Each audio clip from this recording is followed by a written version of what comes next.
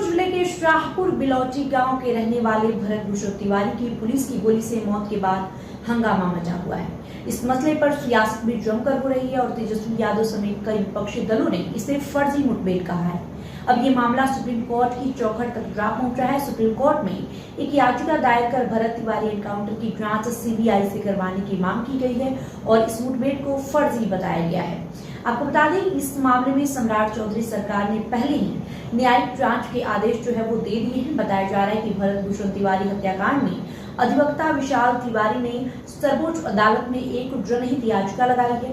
इस याचिका में एनकाउंटर को फर्जी बताते हुए अदालत से गुहार लगाई गई है कि वो इसमें शामिल पुलिस अधिकारियों और कर्मियों के खिलाफ एफआईआर दर्ज करने और पूरे मामले की जांच केंद्रीय अन्वेषण ब्यूरो यानी सीबीआई को सौंपने का आदेश जारी करे।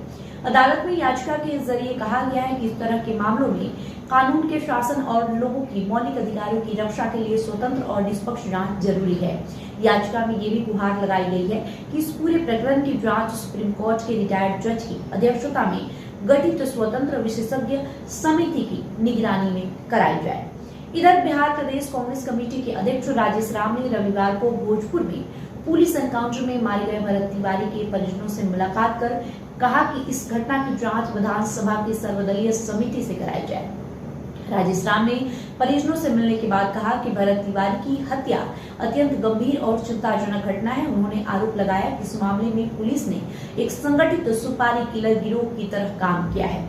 उन्होंने कहा कि भरत तिवारी एक सामाजिक कार्यकर्ता थे जो समाज के दबे कुचले और वंचित लोगों के अधिकारों की लड़ाई लड़ रहे थे।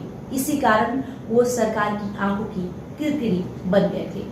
कांग्रेस के प्रदेश अध्यक्ष राजेश राम ने कहा कि इस पूरे मामले में स्थानीय प्रशासन ही नहीं बल्कि राज्य सरकार की भूमिका भी संदेह के घेरे में है। उन्होंने मांग की कि इस घटना की निष्पक्ष जांच बिहार विधानसभा के सर्वदलीय समिति से कराई जाए ताकि सच्चाई सामने आ सके और दोषियों को कड़ी से कड़ी सजा मिल सके।